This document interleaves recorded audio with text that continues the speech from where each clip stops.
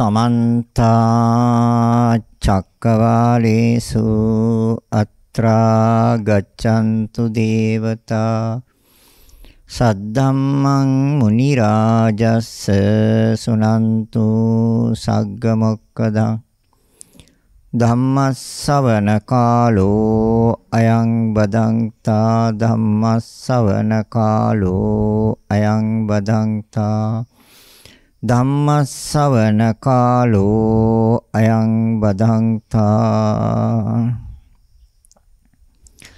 නමෝ තස්ස භගවතෝ අරහතෝ සම්මා සම්බුද්දස්ස නමෝ තස්ස භගවතෝ අරහතෝ සම්මා සම්බුද්දස්ස නමෝ තස්ස භගවතෝ අරහතෝ සම්මා සම්බුද්දස්ස සද්ධා බුද්ධ සම්පන්න කාරුණික පින්වත්නි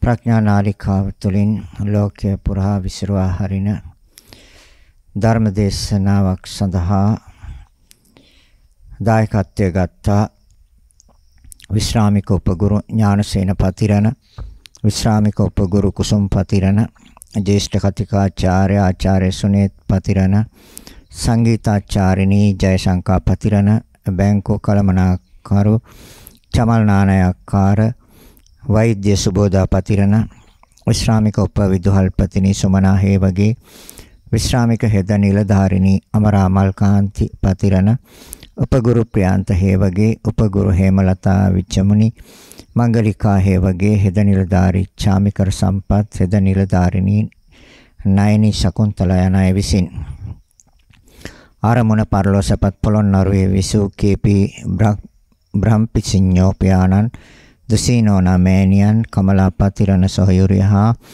2021 ඔක්තෝබර් 5 වෙනි දින අභාප්‍රාප්ත ගාමිණී ගුණතිලක සොහයුරා හක්මන දෙනගම විසූ චාර්ලිස් පියාණන් ඩිංගිහාමි මෑණියන් හා ධර්මදාස වලිමුනි සොහයුරා කරන්දිනිය කෙකිරියේ විසූ සංගීතාචාර්යිනී සන්ධ්‍යා කුමාරි රත්නායක සොයුරිය ගාල්ලේ විසූ චිත්‍රාකාන්ති මැණිකේ මෑණියන් වලස්මුල්ලේ විසූ සියදෝරිස් පියාණන් හක්මන දෙනගම විසූ ජයරත්න විමලා පේමා යන සොයුරියන් අමිල යමුනා ගයනි නිසංසලා දරුවන් යන සියලුම දෙනාට මෙම උතුම් පුණ්‍ය ශක්තිය අනුමෝදන් වේවා සුජීවත්ව සිටින සියලුම ඥාති හිත මිත්‍රාදීන්ටද මෙම පුණ්‍ය කුසල් සසර ගමන කෙටි කර ගැනීමට හේතු වාසනා වේවා දේශකයන්න් වහන්සේටද වහවහා උතුම් චතුරාර්ය සත්‍ය අවබෝධ වේවා කියන ප්‍රාර්ථනාව ඇතිවයි පින්කම සිද්ධ කරන්නේ මාතෘකාවක්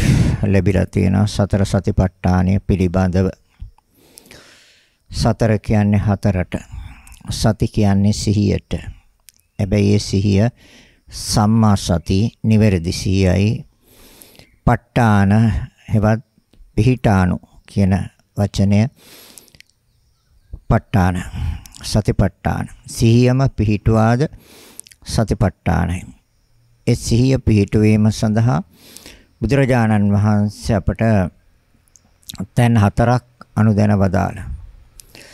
මේ සතර සතිපට්ඨායන ඒකායන නිවන් මඟ හැටියට තථාගතයන් වහන්සේ පෙන්වලා දුන්නා.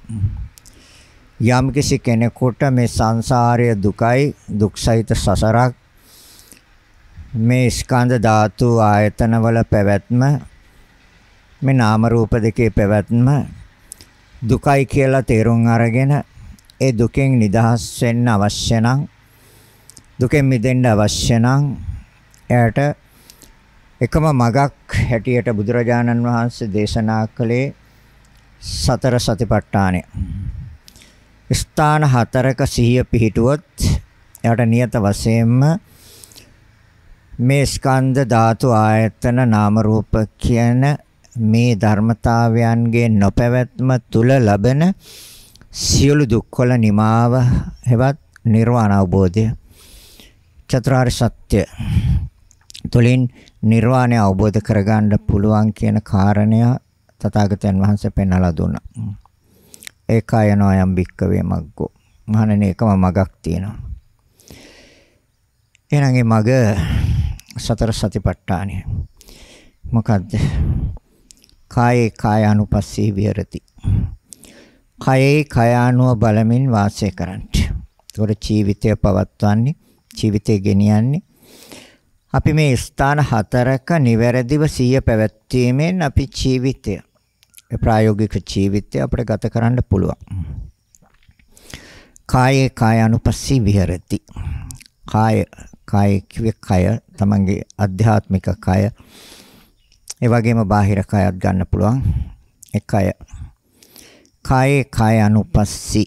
අනුපස්සී නැවත නැවත මෙනෙහි කරනවා. ඒ අනුව කය, ශරීරය අනුව නැවත නැවත සිහි කිරීම, නැවත නැවත මෙනෙහි කිරීම. කායානුපස්සන. සති කිව්වේ සිහිය, ප ဋ ාණ කිව්වේ පිහිටුවා. පිහිටුවා ගත්තා. තමන්ගේ අධ්‍යාත්මික කය හා බාහිර කය පිළිබඳව නිවැරදිව සිහිය පිහිටුවා නම් ඒක කායානුපස්සන සතිපට්ඨානයයි. වේදනානුපස්සන සතිපට්ඨානය ඒ වගේම වේදනා. වේදනා කියන්නේ විඳීම්, වින්දන. ඒ තමන්ගේ අධ්‍යාත්මික කය, බාහිර කය හා තමන්ගේ අධ්‍යාත්මික සිත හා බාහිර සිත. ඒ තුළ ඇතිවෙනා වූ යම් විඳීම්, වේදනා. ඒ පිළිබඳව අනුපස්සනා නැවත නැවත සිහි කරමින්, නැවත නැවත මෙනෙහි කරමින් සිහිය, සති, ප ဋ ාණ පිහිටවා ගන්න. චිත්තේ චිතානුපස්සී විහෙරති. සිත, තමන්ගේ සිත. බාහිර සිත. ඒ සිත හා සිතුවිලි පිළිබඳව නැවත නැවත අනුපස්සනා, නැවත නැවත මෙනෙහි කරන්න, නැවත නැවත සිහි කරන්න. සති, සිහිය, ප ဋ ාණ පිහිටවන්න.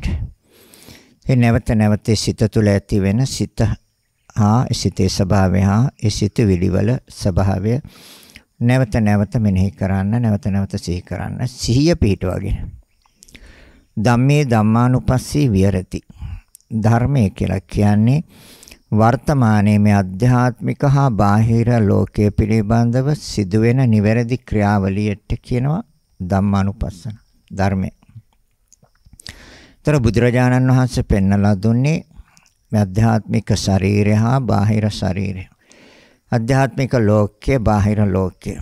ඒ සියලු දේවල් වල ක්‍රියාකාරීත්වය වර්තමානයේ මේ මොහොතේ මොන ආකාරයට සිදුවෙනවද කියලා අනුපස්සන. නැවත නැවත සිහි කරන්න, නැවත නැවත මෙනෙහි කරන්න. සති, සිහිය, ප ဋ ාණ පිහිටුවාගෙන. ධම්මේ ධම්මානුපස්සී විහෙරති. තර කායානුපස්සන සතිපට්ඨානය, වේදනානුපස්සන සතිපට්ඨානය, චිත්තේ චිත්තානුපස්සන. චිත්තානුපස්සන සතිපට්ඨානය, ධම්මානුපස්සන සතිපට්ඨානය, මේ හතරට සතර සතිපට්ඨාන කියලා කියනවා. ඔන්න සතර සතිපට්ඨානය. එහෙනම් අපි බලමු මුලින් ඉඳලා මේක කොහොමද අපි නිවැරදිව කරන්නේ? ඒ ප්‍රායෝගික ජීවිතයත් එක්ක සම්බන්ධ කරගන්න පුළුවන්ද? එදිනෙදා වැඩ කටයුතුත් එක්ක ගිහි ජීවිත ගත කරන අයටත් මේක ගැළපෙනවද? ඔව් ගැළපෙනවා. ගැළපෙනවා, කරන්න පුළුවන්. මොකද ගිහි ජීවිතයේ අපි සෑම වෙලාවකම තමන්ගේම කාර්යයන් හා අනුන්ගේ කාර්යයන්, සමාජයේ කාර්යයන්ම කරන්නේ. අපිට යම් විවේකයක් තියෙනවා. විවේකයක් අවශ්‍යයි. අපි විවේකයක් ගන්නවා. මොනතරම් රාජකාරී තිබ්බත්, මොනතරම් කටයුතු තිබ්බත් අපි දවසේ විවේකයක් අපි නියත වශයෙන්ම ගන්නවා. අඩුම වශයෙන් පැය 2-3කවත් විවේකයක් ගන්නවා. නිදා ගන්න කාලේ හැරගත්තත් පැය 2-3ක විවේකයක් ගන්නවා. එතන මේ විවේකය අපිට හොඳටම ප්‍රමාණවත් වෙනවා. මේ සතර සතිපට්ඨානය තුළ සිත පිහිටවන්න. සිතයි පිහිටවන්නේ. මේ හතර තැනම පිහිටවන්නේ සිත. එහෙනම් කායේ කායानुපස්සී විහෙරති. කයේ කයානුව බලමින් වාසය කරන්න හැටි බුදුරජාණන් වහන්සේ දේශනා කරනවා. මේක හැබැයි සමහර කෙනෙකුට සමතයක් කරලා විදර්ශනාවට යන්නත් පුළුවන්. සමහර කෙනෙකුට විදර්ශනාවෙන් ආරම්භ කරන්නත් පුළුවන්. මොකද ඒකට හොඳට සාධක අපට එදා බුදුරජාණන් වහන්සේ ධර්මයේ දේශනා කරපු ආකාරය ඒ පිළිවෙල අනුව බලපුවාම අපිට පේන මේ සමතේ වඩලම විදර්ශනාවට යන්න ඕනද කියන. හැබැයි සමහරක් කෙනෙකුට ඒක අවශ්‍යයි. මොකද යාගේ සිත අතිශය වික්ෂිප්ත වෙනවා නම් නිතර විවිධ අරමුණු ඔස්සේම යනවා නම් එයා සමතයක් වඩලා විදර්ශනාවට එන එක හොඳයි. එහෙම නැතුව කටයුතු වල අඩුවක්.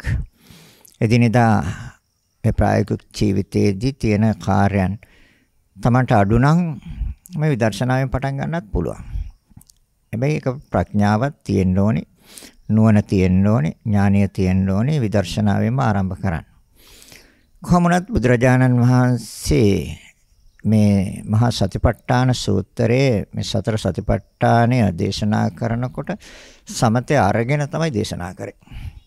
බැයි අපි දන්නවා දැන් සන්තති යමතිලා වගේ ගත්තාම, තොර දාරුචිරිය වගේ ගත්තාම, සාරිපුත්ත මොග්ගල්ලාන වගේ ගත්තාම ඒගොල්ලන්ට බොහොමත්ම කෙටි ධර්ම දේශන අවශ්‍ය වුණේ. බොහොමත්ම කෙටි ධර්මයේ පිළිබඳ. ඒකට හේතුව ඒ සංසාරේ පුරුදු කරගෙන ආපු ඥානය, නුවණ, බුද්ධිය. ඒ මොහුකුරාගිය බුද්ධිය. එයාලට ඒක ප්‍රත්‍ය වුණා, උපකාර වුණා, පිහිට වුණා. ඒ නිසා තමයි මේ ධර්මතාවය අපි කියන්නේ සෑම කෙනෙක්ම ටික ටික හරි පොඩ හරි දවසේ මේක පුහුණු කළොත් ඒක ඉදිරියට ප්‍රයෝජන වෙනවා. අද පුහුණු කරන දේ අපි දන්නවා මේ ලෝකේ යම් කිසි කෙනෙක් යම් සමාජයේ යම් තැනක වැජබෙනවා නම් යම් ශිල්ප ශාස්ත්‍රයක් ඉගෙන ගත්තා නම් ඒක ක්‍රමානුකූලව තමයි ආවෙතනට. ඒ බුද්ධිය අරගෙන ආවේ ක්‍රමානුකූලව. ඒක නිසා මේ ධර්මයත් අවබෝධ කරගන්න ක්‍රමානුකූලව යන්න ඕනේ. ඒතරේ ක්‍රමානුකූලව යන හැටි බුදුරජාණන් වහන්සේ මහා සතිපට්ඨාන සූත්‍රයෙන් දේශනා කළේ සමතය අරගෙන. ඉතල සමතය ගත්තා. ඒකට ගත්තේ සියලු බුදුවරයන් වහන්සේලා අනුගමනය කරපු කමඨහනක්. ඒ තමයි ආනාපාන සති කමඨහන. ආනාපාන හුස්ම ඇතුල් වීම හා පිටවීම.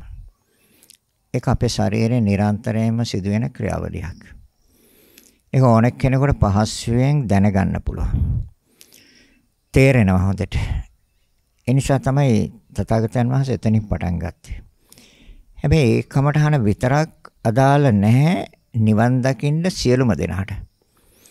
ඒ නිසා තමයි තථාගතයන් වහන්සේ කමඨහන 40ක් සමතේ පුරුදු කරන්න, සමතේ පුහුණු කරන්න, සිත එක අරමුණක වැඩි වෙලාවක් රඳව ගන්න, ඒ පුරුද්ද ඇති කරගන්න කමඨහන් 40ක්ම අනුදැනව දාලා. සම 40 කර්මස්ථාන. ඒකට තමන්ට කැමති එකක් ගන්න පුළුවන්.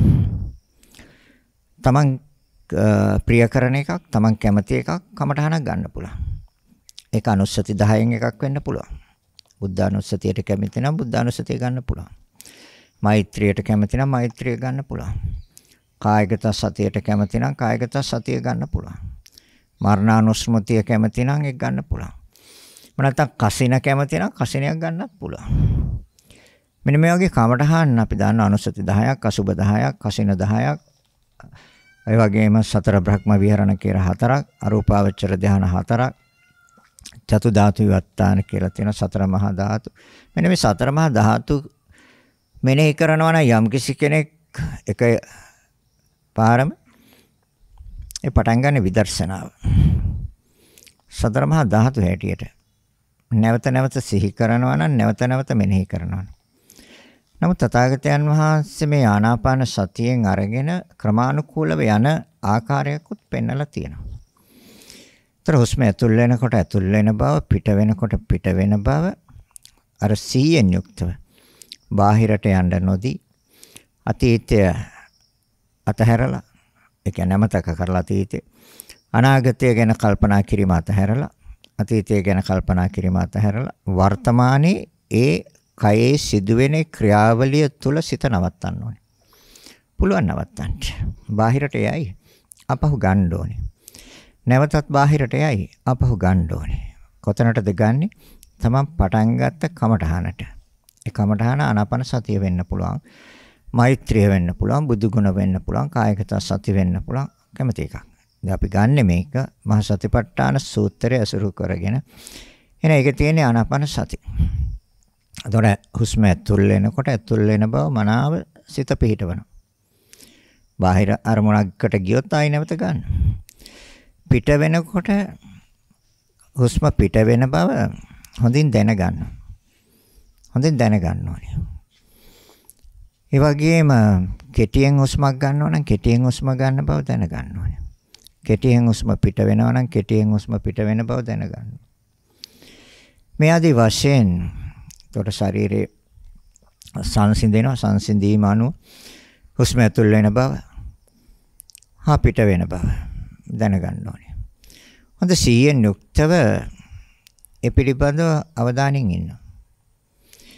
මේකෙන් අපි බලාපොරොත්තු වෙනවා ධර්මතා පහක් తాවකාලික වශයෙන් යටපත් කරන්න. ඒක තමයි අවශ්‍ය වෙන්නේ. මේ සමත කමඨහනකින් අපි පුරුදු කරන්න ඕනි ඒ ධර්මතා පහ අපේ මනසින් සෑහෙන වෙලාවක් ඉවත් කරලා තියන්න. ඒ ධර්මතා පහට කියන්නේ පංච නීවරණ. නිවන ආවරණය වහනවා. ආ නිවන වහන ධර්මතා පහ අපි හැකිතාක් දුරට අපේ මනසින් ඉවතට දාන්න ඕනේ. ඉවත් කරලා තියන්න ඕනේ. ඒ ඉවත් කරලා තියන්න නම් අපි කමඨහනේ හොඳට සිත පුරුදු වෙන්න ඕනේ. සිත කමඨහනේ හොඳට පුරුදු වුණොත් අර පංච නීවරණ කියන ධර්මයන්ට සිත තුළට ඇතුල් වෙන්න පුළුවන් කමක් නැහැ. සිත තුළ ලැබුම් ගන්න පුළුවන් කමක් නැහැ. එයි අරමුණක් සිතේ තියෙනවා. එක අරමුණක් සිතේ තියෙනකොට තව අරමුණකට සිතට ඇතුල් වෙන්න බෑ. ඒ පවතින අරමුණෙන් සිත බැහැර වෙන්න ඕනි. ඒ අරමුණට ඇතුල් වෙන්න. එම නැතුව ඇතුල් වෙන්න බෑ. එතකොට අපි අරමුණ වශයෙන් ගත්තේ බුදු ගුණ වෙන්න පුළුවන්. මෛත්‍රිය වෙන්න පුළුවන්. ආනාපාන සති. බාහිර අරමුණකට ගියොත් මොකද සිත යනවා පුරුදු කරලා නැති අයට සිත යනවා බාහිරට. ඒතර බාහිර අරමුණකට ගියොත් ඒ යන්නේ එක්ක කාම ඡන්දයකට. එක්ක ව්‍යාපාදයකට. එක්ක තීන මිද්දයකට. එක්ක උද්දච්චයට වික්ෂිප්ත වෙනවා. කුක්කුච්ච පසුතැවීමකට. ආසකයකට. මෙන්න මේ ධර්මතා පහ අපි හැකිතාක් දුරට සිතින් අයින් කරලා තියන්න ඕනේ. ඒ පිළිබඳවයි අවධානය. ඒතර බුදුරජාණන් වහන්සේ දේශනා කරන්නේ නැවත නැවත අනුපස්සන. නැවත නැවත සිහි කරනවද නැවත නැවත මෙනෙහි කරනවද? තමන් සිත තිබ්බ අරමුණ කමඨහන අර පස් දෙනාට සිතට ඇතුල් වෙන්න බෑ. ඒතර එයාලා ඉන්නේ එළියෙන්. හැකිතාක් දුරට මේ පස් දෙනා සිතෙන් අයින් කරලා තියන්න පුළුවන් නම් ඒ සිතට කියන්නේ සමාධි කියලා. ඒ සිතයි සමාධිය. සමාධිය කඩන්නේ, සමාධිය බිඳින්නේ, සමාධියට අවහිර කරන්නේ ඔය පංච නීවරණ ධර්මයන්. ඒ පිළිබඳව ඔයත් හොඳට දන්නවා. පංච නීවරණ ධර්මයන්. එහෙනම් ඒ ධර්මතා පහෙන් එකක් අපේ සිතට ඇතුල් වෙනවද කියලා හොඳ අවධානයෙන් ඉන්න ඕනේ. අර සිහිය මනාව සිහිය පිහිටවලා තියෙනවා නම් කය ගැන. ඒතර හුස්ම ඇතුල් වීම පිටවීම පිළිබඳව තමයි එක වේගයෙන් හුස්ම ගන්න පුළුවන්, වේගයෙන් හුස්ම පිට වෙන්න පුළුවන්, කෙටියෙන් හුස්ම ගන්න පුළුවන්, කෙටියෙන් හුස්ම පිට වෙන්න පුළුවන්. ඒ ආකාරයේ නිවැරදිවම ඒ සිදුවෙන ක්‍රියාව පිළිබඳව සිත පවත්වනවා. අනාගතය පිළිබඳව යම් සිතුවිල්ලක් ආවොත් ඒ සිතුවිල්ල ශණයෙන් ඉවත් කරනවා. අතීතය පිළිබඳව යම් සිතුවිල්ලක් ආවොත් ඒ සිතුවිල්ල ශණයෙන් ඉවත් කරනවා. ඒ ඉවත් කරන්නේ අර සිහිය හොඳට පිහිටවා ගත්ත කෙනෙකුට විතරයි ඉවත් කරන්න පුළුවන්. අනිත් අයට ඉවත් කරන්න බෑ. සිහිය දුර්වල නම්, සිහිය අඩු බවක් තියෙනවා නම් අර සමාධියට බාධා කරනවා. තන්පත් වෙන්න හදන සිතට, තන්පත් වුණු සිතට බාධා කරනවා අර සතිය හෙවත් සිහිය දුර්වලයිට. ඒකයි මේ සිහියම පිහිටවන්න සතිපට්ඨානෙ. තථාගතයන් වහන්සේ දේශනා කරන්නේ සිහිය පිහිටවන්න. ඒතකොට ඒ ආකාරයෙන් අපි ආරම්භ කරලා ඒ ගත්ත කමඨහනේ හොඳට පුරුදු කරන්න ඕනේ. පුරුදු කරපුවම සිත ඒක නවතිනවා. සිත නවතිනවා. බහැරට යනකොට ආයි පෙන්නලා දෙනවා. සිහිය හොඳට දියුණු නම්, සිහිය බලවත් නම් බාහිරට යනකොටම සිත ගිය ගමන් ශණයෙන් පෙන්නලා දෙනවා.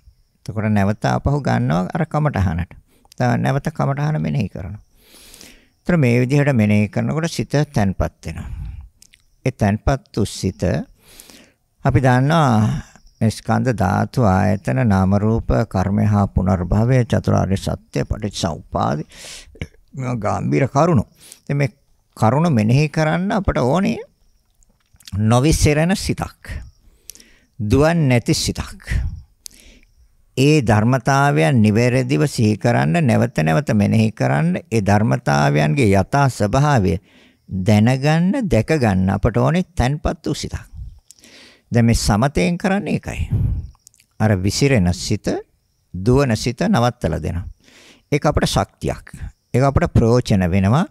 ඒක උපකාර වෙනවා විදර්ශනාවට. ඒතර විදර්ශනාව කියන්නේ විශේෂ දර්ශනය. එතනට යන්න මේ චිත්ත ඒකාග්‍රතාවය අවශ්‍යයි.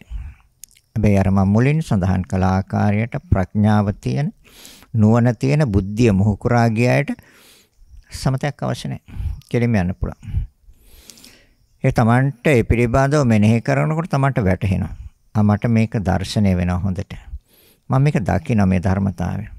එහෙම යන්න පුළුවන්. එහෙනම් අපි දැන් මේ මහා සතිපට්ඨාන සූත්‍රය අසුරෙන් දේශනා කරන නිසා තථාගතයන් වහන්සේ දේශනා කරපු ආකාරයම පැහැදිලි කරනවා.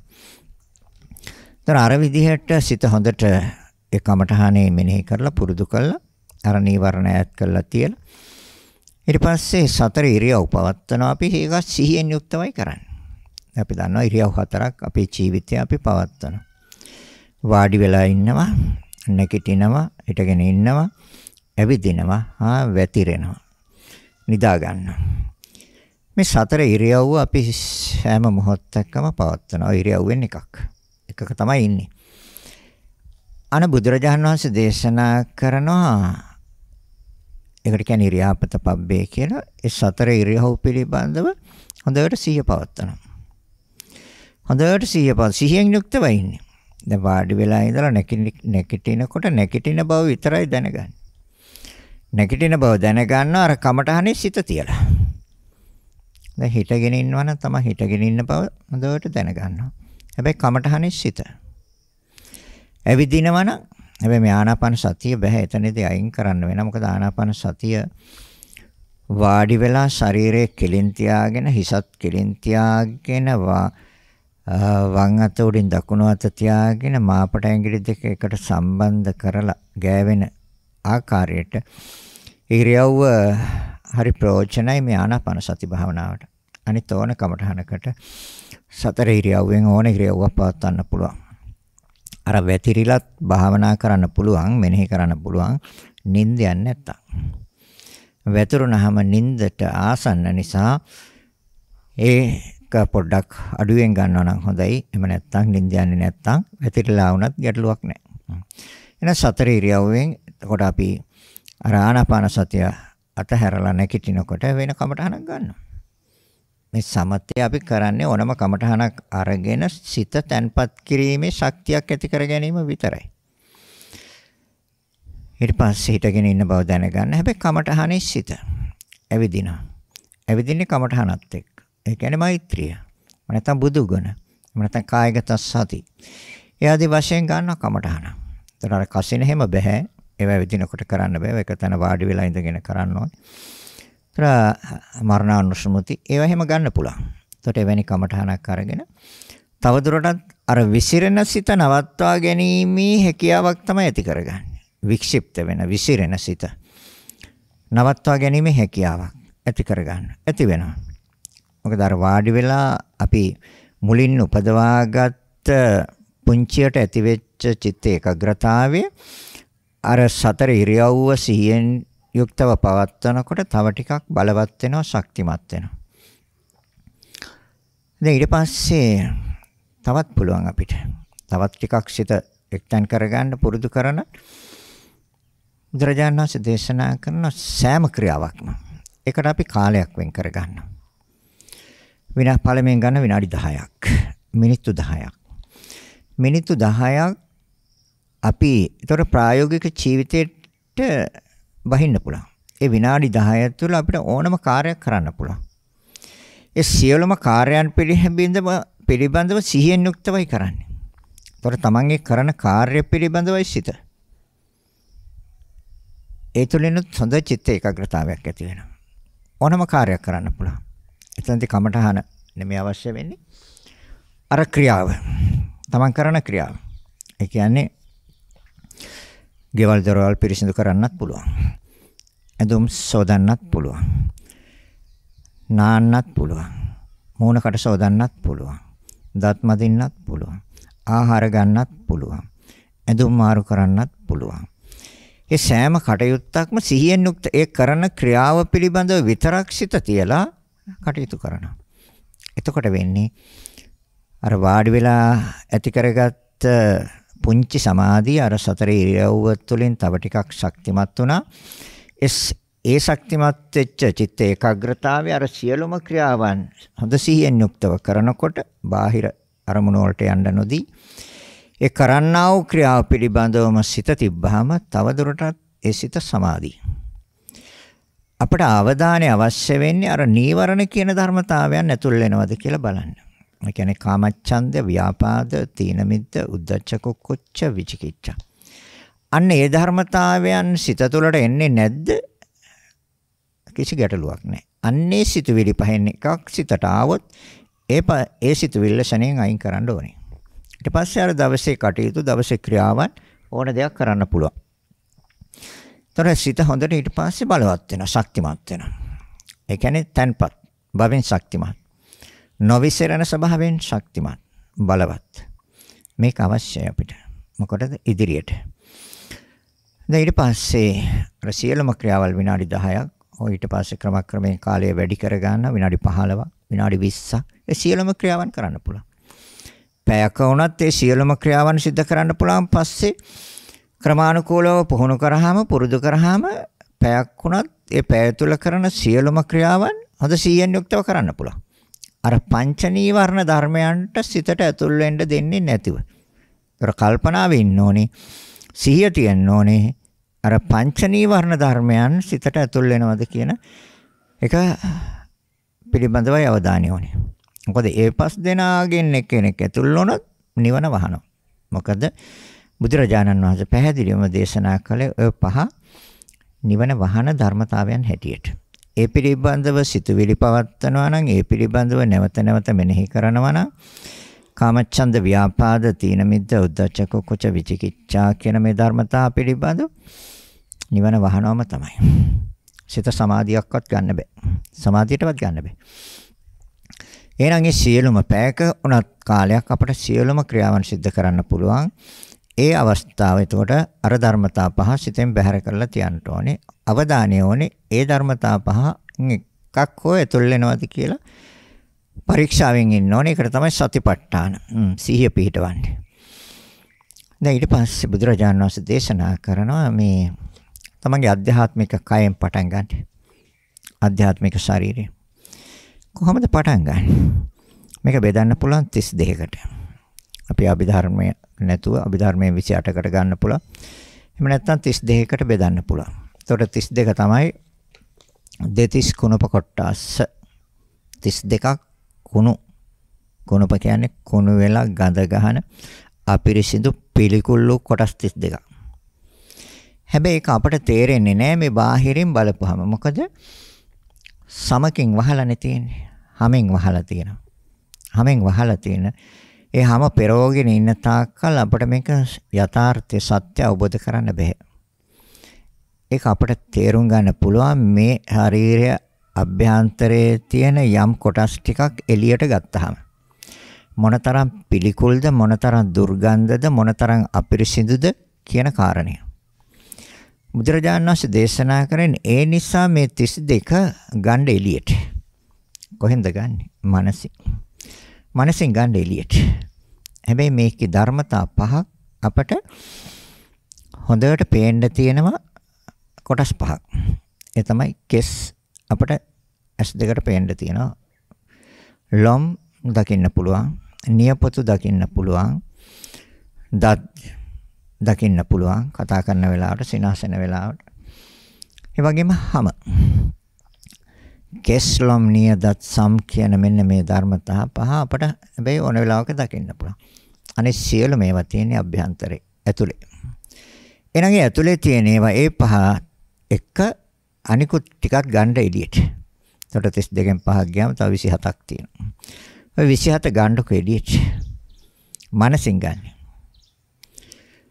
මාංශං නහරු, ඊතර මස්, නහර, ඇටලොඳ, වකුගඩු මේවා ගන්න මනසින් එළියට. බුදුරජාණන් වහන්සේ දේශනා කරන මේ කොටස් ටික එළියට අරගෙන මනසින් ඉදිරියෙන් කොටස් ටික මනසින් හදාගන්න. තර මේ තියෙන මාස්, මේ තියෙන නහර, මේ තියෙන ඇට, මේ ඇට සැකිල්ල, මේ තියෙන ඇට ලොඳ, මේ තියෙන වකුගඩුව, මේ තියෙන අක්මාව, මේ පෙනහලු. ඒ ආදී වශයෙන් ඒතර මේ කෙල, මේ සෙම, මේ සොටු, මේ කඳුළු, මේ දහඩිය, මේ ලේ, මේ සැරව, මේ පිත ආදී වශයෙන් මනසින් හදාගන්න ගොඩවල් ටික. මනසින් ගොඩවල් ටික හදාගෙන එකින් එක පරීක්ෂා කරන්න. හොඳට හොයන්න, බලන්න, පරීක්ෂා කරන්න, විමසන්න. එකින් එක. දැන් එතකොට සිත වික්ෂිප්ත වෙන්නේ, සිත විසිරෙන්නේ. මොකද පුහුණුවක් ලබා ගත්ත අපිට දැන් මේ කොටස් ටික හොඳට වෙන් කරලා බලන්න අවශ්‍ය කරන මානසික ඒකාග්‍රතාවයක් අපි දැන් ඇති කරගෙන තියෙනවා. දැන් එතකොට වෙන් කරලා බලනවා. එතකොට ඒවැය තියෙන වර්ණ රූපය තමයි අපිට ඇහැට හම්බෙන්නේ. ඉස්සලාම හම්බෙන්නේ වර්ණ රූපය. ඒවැය වර්ණය. එතකොට වර්ණයක් තියෙනවා. වර්ණය කියන්නේ පාට. ඒ විවිධ පාට තියෙනවා. ඇට සැකිල්ල සුදුයි. මස් රතු පාටයි, ලේත් රතු පාටයි, කෙල සුදු පාටයි, සෙම කහ පාටයි, සොටු කහ පාටයි, කඳුළු දියරයක් වගේ, ඇල් වතුර වගේ. ඒ ආදී වශයෙන් ඒ සෑම දෙයකම වර්ණයක් තියෙනවා. ඒ වගේම ගන්ධයක් තියෙනවා. නාසයට තිර බලොත් සෑම දෙයකම ගන්ධයක් තියෙනවා. ඒ වගේම සටහනක් තියෙනවා. සෑම දෙයකම සටහනක් තියෙනවා.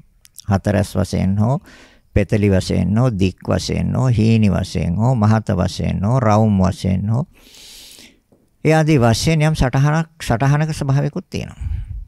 ඒතර අපි ඒකේ වර්ණයත් බලනවා, ඒකේ ගන්ධ සුවඳත් බලනවා. ඒ වගේම සටහනුත් බලනවා. පිහිටි ස්ථානත් බලනවා. දැන් මේක කොහේ පිහිටලා තියෙනවද?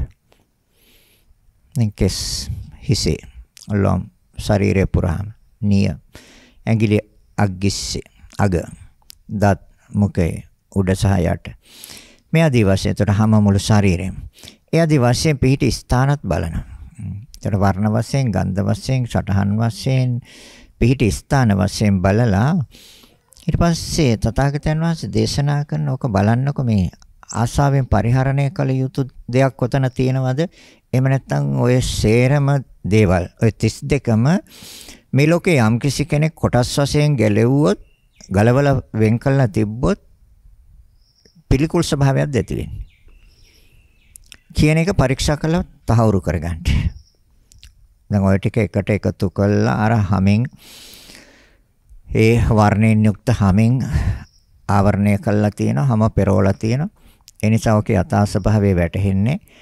ඒකට ඒ කොටස් ටික ඔක්කොම මනසින් ගලවලා ඉදිරියෙන් තියලා අර විදියට වර්ණයත් බලලා, පාට බලලා, ගන්ධ සුවඳ බලලා, ඒ වගේම සටහන් වශයෙන් බලලා, ඒ වගේම පිහිටි ස්ථාන වශයෙන් බලලා ඊට පස්සේ බලන්නකො මේ ආශාවෙන් පරිහරණය කළ යුතු එකක් තියනවාද මේ කොටස් 32කින් මොනම කොටසක් හෝ ආශාවෙන් පරිහරණය කරන්න පුළුවන්. එහෙම නැත්නම් තමන්ට හා බාහිර අයට පිළිකුල් ස්වභාවයක්ද ඇති වෙන්නේ. පිළිකුලක්ද ඇති වෙන්නේ කියන එක පරීක්ෂා කරලා බලන්න. ඒ කියන්නේ එතකොට කොටස් ටික ඔක්කොම එළියට ගත්ත මනසෙන් ගන්න. එහෙම නැත්නම් දැන් දේහයක් කපන තැනකට ගියොත් නම් හොඳට බලා ගන්න පුළුවන්. කොටස් ටික ඔක්කොම එළියට අරන් දාලා ඔක්කොම වෙන් වශයෙන් තියලා ළඟට වෙලා හොඳට බලාගත්තොත් බලා ගන්න පුළුවන්. ඉතින් එහෙම බලා ගන්න පුළුවන් ක්‍රමයක් එදා බුද්ධ කාලේ තිබ්බා. දැන් එහෙම බෑ. හැබැයි යම් කිසි කෙනෙකුට මේ වෛද්‍යවරුන්ගේ ආධාරයෙන් උපකාරයෙන් ඒ දේහයක් කපන වෙලාවට ඒවා පරීක්ෂණ කරන වෙලාවට යම් කිසි කෙනෙකුට ගිහිල්ලා පිළිබඳව බලා ගැනීමේ හැකියාවක් තියෙනවා. එහෙනම් බලා ගන්න. එහෙම නැත්නම් පින්තූර මගින් මේ පිළිබඳව බලා ගන්නත් පුළුවන්. මොකද ඔය බුක් ෂොප් එහෙම නැත්නම් ඔය පොත් සාප්පු වල මේ ශරීරයේ අභ්‍යන්තරයේ තියෙන සියලුම කොටස් පිළිබඳව ඒවා පින්තූර තියෙනවා. ඒතර පින්තූර තුළින් තමන්ගේ සිතට අනුගත කරගන්න පුළුවන් මේ ස්වභාවය. නමුත් අර ගොඩාක්ම දට යථාර්ථයම දකින්න පුළුවන් අර ළඟට වෙලා මේ කොටස් ටික හොඳටම වෙන් කළා හොඳට ලං වෙලා බලාගත්තොත් එහෙම බලා ගන්න පුළුවන් නම් වඩාත් හොඳයි. මොකද සත්‍යම අවබෝධ වෙනවා පැහැදිලිවම සිතට. ආශාවෙන් පරිහරණය කරන අතින්වත් අල්ලන්න පුළුවන් එක කොටසක්වත් මේකේ තියෙනවද? එහෙම නැත්නම් මේ සියලුම පිළිකුලෙන් බැහැර කළ යුතුද? පිළිකුලෙන් බැහැර කරනවා. තමන්ගේ අධ්‍යාත්මයේ මේ කොටස් ටික ඔක්කොම තියලා අහල පහල ඉන්න ළඟ ඉන්න කෙනෙකුට මේකෙන් ඔයා කැමති කොටසක් ගන්න කිව්වොත් අතින්වත් අල්ලන්න කෙනෙක් නැහැ. කෙල සෙම සොටු කඳුළු දහඩිය ලේ සැරව පිත මේද තෙල් උරුණු තෙල් සඳ මිදුළු මුත්‍රා කවුද අතින්වත් අල්ලන්නේ? කවුරුත් අල්ලන්නේ. එහෙනම් බුදුරජාණන් වහන්සේ දේශනා කරනවා මෙතන තියෙන පිළිකුල් ස්වභාවය. ඒ පිළිකුල් ස්වභාවය සිතට හොඳට අනුගත කරගන්න. ඒ වගේම කොටස් 32 හොඳටම වෙන් කරලා තවත් ස්වභාවයක් බලන්න අපේ මනස හිර වෙලා තියෙන මේ මමත්වය තුළ. පුජ්‍යල සංඥාව තුළ. කෙනෙක් ඉන්න බවට අපේ සිතට අනුගත වෙලා තියෙන සිතුවිල්ලක් මේ ඉන්නේ පුජ්‍යලයක් කියලා. ඒතර මේ කොටස් 32 වෙන් කරලා බලන්න දැන් මේ කොයි කොටසටද පුජ්‍යලයක් ඇතුල් කරන්න පුළුවන්. කෙනෙක් ඇතුල් කරන්න පුළුවන්. එහෙම නැත්නම් මමත්වය ඇතුල් කරන්න පුළුවන්. මම කියන කෙනෙක් ඇතුල් කරන්න පුළුවන් මේ කොටස් 32 මොන කොටසටද? කිසිම කොටසකට පුජ්‍යලයක් ඇතුල් කරන්න බෑ. කෙනෙක් හෝ කෙනෙකුට අයිති එකක් නෙමෙයි. එහෙනම් කොටස් 32ක් බව සහතික වෙනවා හොඳට පරීක්ෂණය තුළින් අපට සත්‍ය හැටියට දකින්න පුළුවන්. ඇත්ත ඇති සැටිය. ඒ කියන්නේ ඇත්ත ඇති සැටියෙන් දකින්නවා කියලා. දැන් අපිට පේනවා ඊට පස්සේ මේකේ ගත යුතු දෙයක් නැහැ. ඒ වගේම පුච්චලයකුත් නැහැ. කෙනෙකුත් නැහැ. කෙනෙකුට අයිති දෙයක්වත් නැහැ මේකේ. ඒ පිළිබඳව හොඳට සිතේ ධාරණය කරගෙන අනුගත කරගෙන ඊට පස්සේ බුදුරජාණන් වහන්සේ දේශනා කරන දැන් මේ කොටස් මොනවාන් හරි හදන්න එපේ. මොන හරි ද්‍රව්‍යයක් ඕනේ මේ කොටස් සෑම කොටසක්ම හදන්න. එහෙනම් මේ සෑම කොටසක්ම හදන්න උපකාර වෙච්ච ද්‍රව්‍ය මොනවද? මොකද මේ සෑම කොටසක්ම එකකට එකක් වෙනස්. හැබැයි වෙනස් වුණාම මේ සෑම කොටසක්ම හදන්න යම් දෙයක් ඉදිරිපත් වෙලා තියෙනවා. ඒකට බලන අපි මේ මොනවද හැදිලා තියෙන්නේ? ඒක බුදුරජාණන් වහන්සේ අවබෝධ කරගන්න මූලික අවස්ථාවේ 20ක් වෙන් කරන්න කියන තද ගතියට.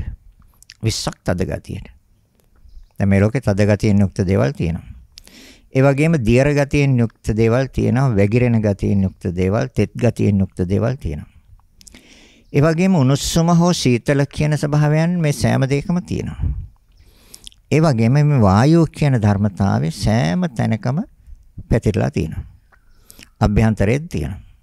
දෙක අර හුස්ම ගන්න පිට කරන වායුව තුලින් අපි ඒක දැනගත්තා. ඒ විතරක් නෙමෙයි ශරීරයේ අභ්‍යන්තරය ඇතුළත තියෙන බව අපට පේනවා. ඈනුම් යනකොට අපි අභ්‍යන්තරයේ තියෙන වායුවයි පිට වෙන්නේ. අර ශරීරයේ මැද ඉඳන් උඩට එන වායුව, මැද ඉඳන් පහළට බහින වායුව, ශරීරයේ පුරාම හැසිරෙන වායුව, හුස්ම ගන්න පිට කරන වායුව.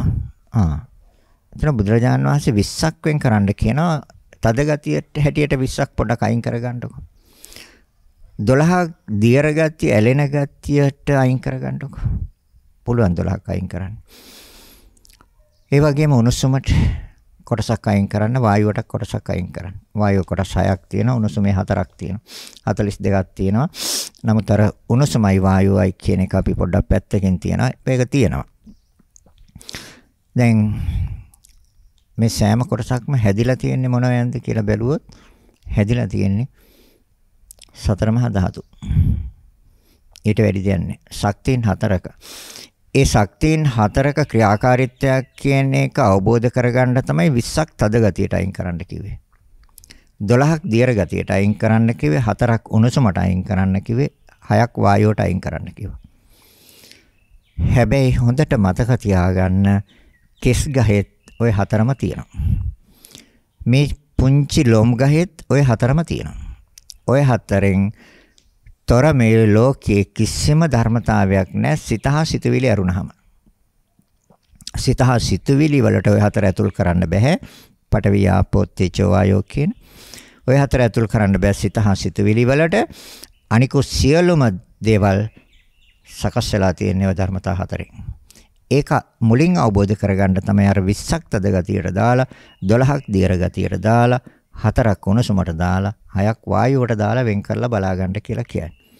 හැබැයි වායුවේ තියෙන බව තේරෙනවා පස්සේ ওই හතරම තමයි වායුවේ තියෙන්නේ. ওই හතරම තමයි උණුසුමෙත් තියෙන්නේ. ওই හතරම තමයි දියර ගතියෙත් තියෙන්නේ. ওই ධර්මතා හතරම තමයි තද ගතියෙත් තියෙන්නේ. මොන ධර්මතා හතරද? පඨවි ආපෝ තේජෝ වායෝ. පඨවි කියන්නේ තද ගතිය, ආපෝ කියන්නේ දියර ගතිය, තේජෝ කියන්නේ උණුසුම, වායෝ කියන්නේ වායුව. මේ ධර්මතා හතරෙන් තොරව මේ ලෝකයේ අධ්‍යාත්මික කයක් හා බාහිර කයක් නිර්මාණය කරන්න බෑ. හදන්න බෑ. එහෙනම් එතකොට ඒ වගේම ඇසට පේන රූප, කනට ඇහෙන ශබ්ද, නාසයට දැනෙන ගඳ සුවඳ, දිවට දැනෙන රස, ශරීරයට දැනෙන පහස කියන මේ ධර්මතා පහත් සකස් වෙලා තියෙන්නේ. හොඳට මතක තියාගන්න. හොයලා බැලුවොත්, පරීක්ෂා කරලා බැලුවොත් අපට තේරුම් ගන්න තියෙන්නේ මේ ධර්මතා හතරෙන් තමයි සකස් වෙලා තියෙන්නේ. එහෙනම් පඨවි ආපෝ තේජෝ වායෝ. අන්න තථාගතයන් වහන්සේ දේශනා කරනවා. දැන් එතකොට අපට දැන් අර ධාතුන් හැටියට ඒකට කියන්නේ චතු ධාතු විවත්තාන කියලා. ඒ ධාතු හැටියට මෙනෙහි කිරීම තුළ අපි යම් දෙයක් තේරුම් ගත්තා. යම් දෙයක් අවබෝධ කරගත්තා. මොකද්ද? සත්‍යයක් නැති, පුච්චලයක් නැති, ජීවියෙක් නැති, කෙනෙක් නැති කොටස් වල ක්‍රියාකාරීත්වයක් තියෙනවා. ඒ කොටස් සකස් කරලා තියෙන්නේ මෙන්න මේ ශක්තියින් හතරෙන් කියන කාරණේ. සත්පුජ්‍යල සංඥාව ඊට සියුම්ම අයින් වෙනවා. පුංචියට තමයි අයින් වෙන්නේ. තව ඉදිරියේදී තමයි හොඳටම අයින් වෙන්නේ. නමුත් පුංචියට අයින් වෙනවා මේ කොටස් ටික හොඳට වෙන් කරලා බලපුවාම. ඒකයි බුදුරජාණන් වහන්සේ දේශනා කරන්නේ මේ ක්‍රමානුකූල වෙන්නේ ගන්නෙ මනස අපි. මොකද මේ සියල්ලම දැනගන්නේ අපි සිතින්. මේ සෑම දෙයක්ම මෙනෙහි කරුවේ සිතින්. බෙදලා වෙන් කරලා බැලුවේ සිතින්. දැන් ඒතකොට සිතයි කියලා දෙයක් උත් තියෙනවා. ඒකත් හොඳට මතක තියාගන්න. ඒතකොට සිතයි කයයි. මම කය ගැන පරීක්ෂා කරුවේ සිතින්. ඒතකොට ධර්මතා දෙකක් අපට හම්බ වෙනවා. ඒ ධර්මතා දෙක ඊට පස්සේ අපි තව ඉස්සරහට යනකොට ඒ ධර්මතා දෙක වෙන් කරනවා නාම ධර්ම හා රූප ධර්ම හැටියට. සිත නාම ධර්ම, අනික සියලුම දේවල් රූප ධර්ම. එච්චරයි ලෝකේ වෙන කිසි දෙයක් නැහැ. තමන්ට වැටහෙනවා, තමන්ට තේරෙනවා. ඒකට කියන්නේ නාම රූප පරිච්ඡේද ඥානය. නාම රූප දෙකක්මයි තියන්නේ කියලා තමන්ගේ මනසට සිතට සහතිකන. හැබැයි ඒක දැකලා සහතික කරගන්නේ. නිකන් නෙමෙයි. අහලා නෙමෙයි. තමන් දැකලා. එතකොට සිත ගැන දැක්කා, කය ගැන දැක්කා. කය සතර මහා ධාතුන්ගේ. ඒ වෙන්කලේ මෙනෙහි කලේ අර වර්ණ වශයෙන්, ගන්ධ වශයෙන්, සටහන් වශයෙන්, පිහිටි ස්ථාන වශයෙන්, පිළිකුල් වශයෙන් මේ සෑම දෙයක්ම මෙනෙහි කරි සිතින්. ආයෙන සිතයි කියලා දෙයක් තියෙනවා. ඒතර කයයි කියලා දෙයක්ත් තියෙනවා. ඒතර කයට කිව්වේ රූප. ඉතින් රූප කිව්වේ සතර මහා ධාතු. සිතට කිව්වේ නාම. දැන් මොකද්ද අහුනේ? නාම රූප දෙකක් අහු වෙනවා. ඕනම ලෝකයේ තියෙන ඕනම ධර්මතාවයක් අරන් බලන්න ওই ධර්මතා දෙක තුල ඇතුල් කරන්න පුළුවන්. ওই ධර්මතා දෙකට ඕනේ ඇතුල් කරන්න, වෙන ධර්මතාවයකට ඇතුල් කරන්න බෑ. මොකද්ද ධර්මතා දෙක? නාමංච රූපංච. සිතහ සිතුවිලි වලට ඇතුල් කරන්න ඕනේ. එතනින් බහැර සියලුම දේවල් රූපයකට ඇතුළත් කරන්න වෙනවා. එතකොට හොඳ අවබෝධයක් එනවා අපිට බුදුරජාණන් වහන්සේ දේශනා කරපු අර ද්වේ නාමකින් සෝපාකයෙන් ඇහුවා. සෝපාක දෙකයි කියන්නේ කීයද? නාමංච රූපංච කිව්වා. අවුරුදු 7 දරුවා. මොහුකරාගේ බුද්ධියක් ප්‍රඥාවක් සසරෙන් අරන් ආවේ. බලන්න. පුංචි ළමයෙක්ගෙන් අහන ප්‍රශ්නයක් බුදුරජාණන් වහන්සේ ඇහුවේ. සෝපාක ද්වේ නාමකින් දෙකයි කියන්නේ මොකද්ද සෝපාක? දැන් වර්තමාන ළමයෙකුට කියවහවන දෙකයි කියන්නේ මොකද්ද කියලා ඇඟිලි දෙකක් උස්සලා පෙන්නන. නැත්තම් ලියලා පෙන්නයි දෙකේ ඉලක්ක. සෝපාක කොහමද මොකද්ද කිව්වේ? ස්වාමිනී භාග්‍යවතුන් වහන්සේ ද්වේ නාමකින් කියන්නේ නාමංච රූපංච කිව්වා. දැන් බුදුරජාණන් වහන්සේ සාදුකාර දුන්නා. බලන්න අවුරුදු 7 දරුවා. ලෝකේ තියෙන එච්චරයි. එහෙනම් අපි තාම අවබෝධ කළාද? අපට තේරුණාද? අපට වැටහුණාද? නැහැ. සත්‍ය වැටහිලා නැහැ. නාම රූප දෙක එකට එකතු කරලා මම කියලා වචනයක් හදාගත්තා. මම කියලා වචනයක් හදාගත්තා. මගේ කියලා වචනයක් හදාගත්තා. නාම රූප දෙක එකට එකතු කරගෙන. එහෙනම් දැන් අපි යම් තාක් දුරට ධර්මයක් අවබෝධ කරගත්තා. දැන් ආයෙත් තියෙනවා. කොහොමද?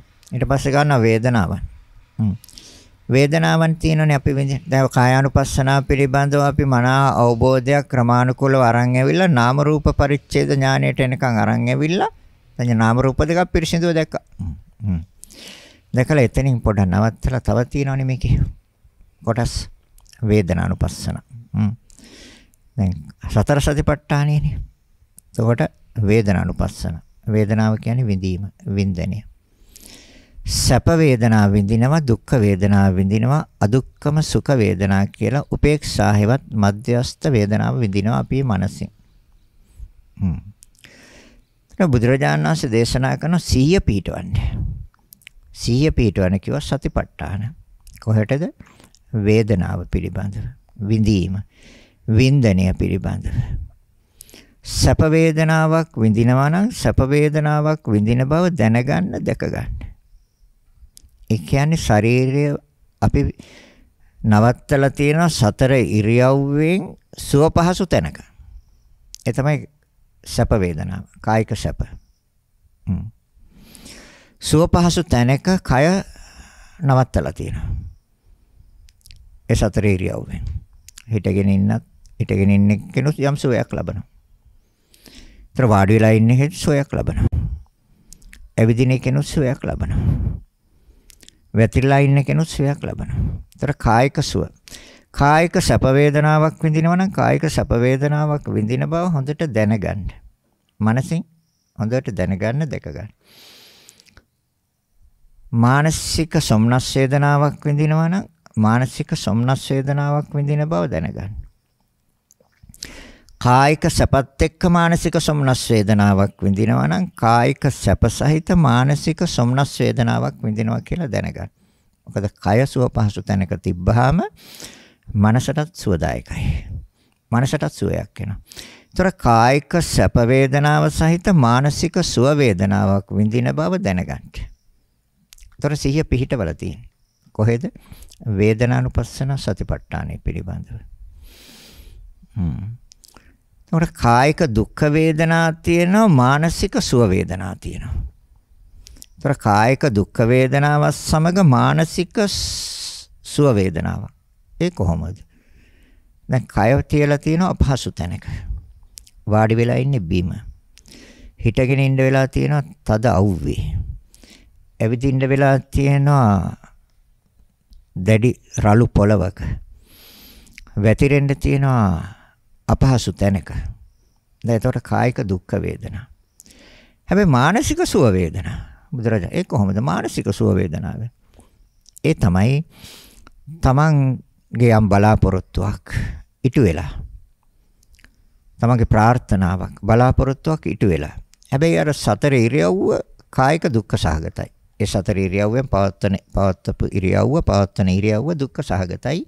හැබැයි මනස සුවදායකයි. මොකද තමන්ගේ අරමුණක් ඉටු වෙලා තියෙනවා.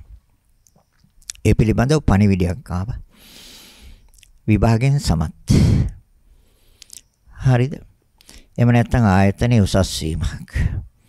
එහෙම නැත්නම් තමන්ගේ යම් ප්‍රාර්ථනාවක් බලාපොරොත්තුවක් ඉටු වුණාම එන්නේ සතුටට කාරණයක් ඒක. ඒතර ඒ සතුට විඳින්නේ මනසින්. හැබැයි අර සතර ඉරියව්ව දුක් වේදනා. ඒතර කායික දුක් වේදනා මානසික සුව වේදනාවක් විඳිනවා කියලා දැනගන්න දැක ගන්න කියනවා. දැන් කායික දුක් වේදනා මානසික දෝමනස්ස වේදනා. ඒතර කයත් දුකයි මනසත් දෝමනස්. ඒ කොහොමද? අර සතර ඉරියව්ව දුක්ඛ සාගතයි. අර මං කියේ නොගැලපෙන තැනක. කියන්නේ වාඩි වෙලා ඉන්නේ බිම රළු පොළවක. ඒතකොට ඇවිදින්නේ රළු පොළවක. හිටගෙන ඉන්නේ තද අවුවේ. වැතිරිලා ඉන්නේ ගොරෝසු තැනක. ආදි වශයෙන් ඒතර කායික දුක්ඛ වේදනා මානසික දෝමනස් වේදනා. ඒ මොකක්ද? තමන්ගේ බලාපොරොත්තු කඩ වෙලා අරමුණු ඉටු වෙලා නැහැ. දැන් මේ පිළිබඳව මනසෙන් දුකක් නෙවිදින්නේ දෝමනස්ස වේදනාව. ඒතර කායික දුක් මානසික දෝමනස්ස වේදනාව. මෙන්න මේ තම විඳින වේදනාවන් පිළිබඳව දැනගන්න දැක ගන්න. ඒ වේදනානුපස්සන කෙටියෙන් කියන්න වෙන්නේ මොකද මේ කාලයත් එක්ක. මේ පැයකින් මේ සතර සතිපට්ඨානය කියන එක දිගහරින්න හරි අමාරුයි. පැය කීපයක් වරේ මේක දිගහරින්න සම්පූර්ණ දිගහරිනවනේ. දැන් මේ කෙටියෙන් කිව්වේ දැන් මූලිකව ආරම්භ කරන හැටි කිව්වා ක්‍රමක්‍රමයෙන් අරගෙන එන හැටි කිව්වා. දැන් වේදනානුපස්සනාව එතකින් නිමාවටපත් කරන්න වෙනවා. මොකද ඊට වැඩිය තව ගොඩක් තියෙනවා මේක වේදනානුපස්සනාව විස්තර කරන්න. අපි යනවා චිත්තානුපස්සනාව. චිත්තානුපස්සනාව කියලා කියන්නේ සිතේ ස්වභාවය හඳුනා ගැනීම. ඒ පිළිබඳව සිහිය පිහිටවල. හොඳට. මොකද අපි දැන් පිළිබඳව ශක්තියක් ගොඩනගාගෙන ඉන්නේ. බාහිරට යන්නේ සිත. වික්ෂිප්ත වෙන්නේ. දැන් බලන සිතේ රාග සහිත සිතක් නම් රාග සහිත සිතක් බව Taman දැනගන්න දැක ගන්න. රාගය කියන්නේ ඇලෙන සිතක්. ඒතොර ඇලෙන සිතක් නම් Tamanට ඒ අවස්ථාවේ මොහොතේ තියෙන්නේ දැන් නම් මගේ සිත අවල් තැන ඇලිලා. ලස්සන රූපයක ඇලිලා. එහෙම නැත්නම් මිහිරි ශබ්දයක ඇලිලා. සුවඳට ඇලිලා. එහෙම නැත්නම් ප්‍රණීත රසයකට ඇලිලා. නැත්නම් සුව පහසු ඒ වැතිරීමකට ඇලිලා. කාය සුඛ වේදනා. ඒතොර අන්න ඒ ආකාරයෙන් දැනගන්න රාග සහිත සිතක් නම් රාග සහිත සිතක්. රාග රහිත සිතක් නම් ඒ කියන්නේ නොඇලෙන සිතක් නම් දැන් නම් මගේ සිත මේ අවස්ථාවේ නම් කිසිම තැනක ඇලිලා නැහැ. ඒකත් දැනගන්න දැක ගන්න. ද්වේෂ සහිත සිතක් නම් ද්වේෂ සහිත සිතක් කියලා දැනගන්න දැක ගන්න. ඒ වගේම සමාහිත සිතක් නම් ඒ කියන්නේ තන්පත් සිතක් නම් තන්පත් සිතක් බව දැනගන්න දැක ගන්න. සමාහිත නැත්තම් වික්ෂිප්ත සිතක් නම් වික්ෂිප්ත සිතක් බව දැනගන්න දැක ගන්න. මෝහයෙන් යුක්ත සිතක් නම් මෝහයෙන් යුක්ත සිතක් කියලා දැනගන්න. මෝහය කියන්නේ මුලාව, රැවටීම, අනවබෝධය. ඉතින් චතුරාර්ය සත්‍ය අවබෝධයට එනකම්ම මෝහය තියෙනවා, අවිද්‍යාව තියෙනවා. අවිද්‍යාව හේවත් මෝහය අවසන් වෙන්නේ අරිහත්ත්වයේදී, රහත් වීමේදී. එතකම්ම තියෙනවා. එහෙනම් මෝහ සහිත සිතක් නම් මෝහ සහිත සිතක් කියලා දැනගන්න. මෝහ රහිත සිතක් නම් මන්න දැන් මුලා වෙලා නැහැ. මට චතුරාර්ය සත්‍ය මට දැන් දැర్శණය වෙනවා. පැහැදිලි මේ දුක කියන එක සත්‍යයක්. සමුදාය සත්‍ය තෘෂ්ණාව කියන එක තමයි ප්‍රධාන හේතුව. හේතුව අයින් කරන්න ඕනි. ඒ තමයි සැනසීම. ඒකට එන මාර්ගය බුදුරජාණන් වහන්සේ දේශනා කරපු ඊටාම නිවැරදි මාර්ගය ආර්ය අෂ්ටාංගික මාර්ගය දකිනවා. තරන්නේ ඒ තාක්කල් තොර තමන් එන්න ඕනේ. එහෙනම් සිතේ ස්වභාවය මානෙන් යුක්ත සිතක් නම් මානෙන් යුක්ත සිතක් කියලා දැනගන්න දැක ගන්න. මානෙන් තොර වූ සිතක් නම් මානෙන් තොර වූ සිතක් කියලා දැනගන්න දැක ගන්න. මෙන්න මේ ආදි වශයෙන් සිතේ ස්වභාවය දැනගන්න දැක ගන්න. මේ කෙටියෙන් කියන්නේ. ඊට පස්සේ තියෙනවා ධම්මානුපස්සන. ඒ කියන්නේ ධර්මය මේ ලෝකේ ක්‍රියාත්මක වෙන නිවැරදි ධර්මතාවයයි. ධර්මය කියන්නේ මොකද්ද? තමන් ළඟ කාමච්ඡන්දයක් තියෙනවා නම් දැන් මේ මොහොතේ තමන් ළඟ කාමච්ඡන්දයක් තියෙනවා කියලා දැනගන්න. දැන් මේ මොහොතේ තමන් ළඟ කාමච්ඡන්දයක් නැත්තම් කාමච්ඡන්දයක් නැහැ කියලා දැනගන්න. දැක ගන්න. මේ මොහොතේ තමන් ළඟ දැන් ව්‍යාපාදයක් තියෙනවා නම් ඒ කියන්නේ තරහසිතක් තියෙනවා නම් දැන් තරහසිතක් තියෙන කියලා දැනගන්න. දැක ගන්න. මේ මොහොතේ තරහසිතක් නැත්තම් තරහසිතක් නැහැ කියලා දැනගන්න දැක ගන්න. ඒ වගේම මේ අවස්ථාවේ කම්මැලි සිතක් නම් අකර්මණ්‍ය සිතක් නම් අලස සිතක් නම් අනේ දැන් මට තියෙන අලස සිතක් කියලා දැනගන්න දැක ගන්න. මට තියෙන්නේ දැන් මේ අවස්ථාවේ ශක්තිමත් සිතක්. වීරියෙන් යුක්ත සිතක්. නම් වීරියෙන් යුක්ත සිතක් කියලා දැනගන්න. එයාදී වශයෙන් නීවරණ වශයෙන් දැනගන්න. හැබැයි නූපන් කාමච්ඡන්දයක් කොයි වෙලේ හරි උපදී. ඒකත් දැනගන්න. ඒ උපන් කාමච්ඡන්දේ ප්‍රහීන කරන්න. අයින් කරන්න ඉවත් කරන්න. සදාහටම නොයන තැනටපත් කරන්න. ව්‍යාපාදය නූපන් ව්‍යාපාදයක් කොයි වෙලේ හරි එනවා. ඒන අවස්ථාවේ දැනගන්න දැක ගන්න. ආයි නොයන තැනටපත් කර ගන්නට වෙනවා. තීන මිද්‍ය නූපන් තීන මිද්‍යාවක් කොයි වෙලේ හරි එයි. ඒක අයින් කරන්න. නැවත නොයන තැනටපත් කරන්න. උද්දච්ච කොයි වෙලේ හරි සිත වික්ෂිප්ත වෙයි. ඒ වික්ෂිප්ත වෙන සිතත් සමාහිත කරගන්න ආයි වික්ෂිප්ත නොවන තැනට. මොකද මේ නීවරණ ධර්මතාවයන් අනිවාර්යෙන් ඉවත් කරන්නම වෙනවා. නිවන් දකින්න. මේ සතර සතිපට්ඨානය තුළ විචිකිච්ඡාව. තර විචිකිච්ඡා සහගත සිතක් නම් විචිකිච්ඡා සහගත සිතක් කියලා දැනගන්න.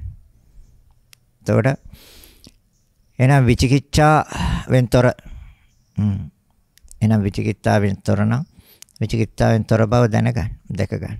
හැබැයි නූපන් විචිකිච්ඡාවක් ඒයි කොයිලේ හරි. සැකයක් එන්න පුළුවන් යම් අවස්ථාවක. ඒකත් දැනගන්න, දැක ගන්න. ඒ සැකය ප්‍රහීන වෙයි. කොතනදීද?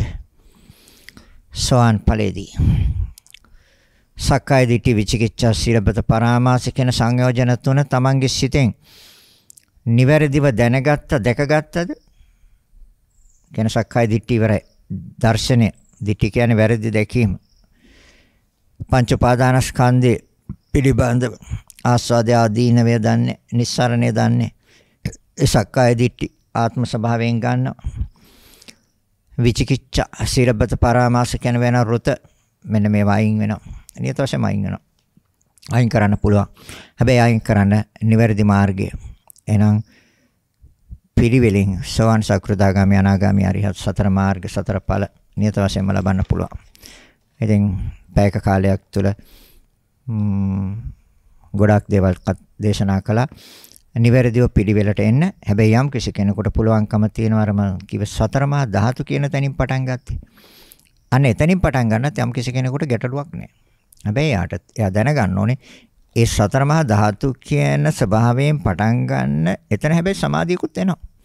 මොකද අර සංසාරේ පුරුදු කරන් ආපු මනස, දියුණු කරගෙන ආපු මනස වර්තමානයේ ඒ මනසේ ශක්තිය තියෙනවා.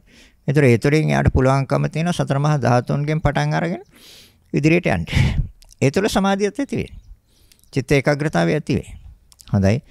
අදට නියමිත ධර්ම දේශනාව මාතෘකාව යටතේ සතර සතිපට්ඨානයේ වැඩිම පිළිබඳව මේ උතුම් ධර්ම දේශනාව සඳහා සදැහැති දායකත්වය දරනු ලබන්නේ විශ්‍රාමික උපගුරු ඥානසේන පතිරණ, විශ්‍රාමික උපගුරු කුසුම් පතිරණ, ජ්‍යෙෂ්ඨ කතිකාචාර්ය ආචාර්ය සුනේත් පතිරණ, සංගීතාචාර්යිනී ජයසංකා පතිරණ, බැංකු කළමනාකාරු චමල් නානායක්කාර, වෛද්‍ය සුබෝධා පතිරණ, විශ්‍රාමික උපවිදුහල්පතිනී සුමනා හේවගේ, විශ්‍රාමික හෙද නිලධාරිනී අමරා මල්කාන්ති පතිරණ, උපගුරු ප්‍රියාන්ත හේවගේ, උපගුරු හේමලතා විචමුනි, මංගලිකා හේවගේ, හෙද නිලධාරි චාමිකර සම්පත්, හෙද නිලධාරිනී නයනී ශකුන්තලා යන අය විසින් අරමුණ පරලෝසපත් පොළොන්නරුවේ විසු කේ.පී. බ්‍රහ්මපිච්චිඤ්ඤෝ පියාණන් දුසීනෝනා මෑණියන් කමලා පතිරණ සොහයුරේ හා 2021 ඔක්තෝබර් මාස 5 වෙනි දින අභාව ප්‍රාප්ත ගාමිණී ගුණතිලක සොහයුරා හක්මන දෙනගම විසු චාර්ලිස් පියාණන් ඩිංගිහාමි මෑණියන් හා ධර්මදාස වලිමුනි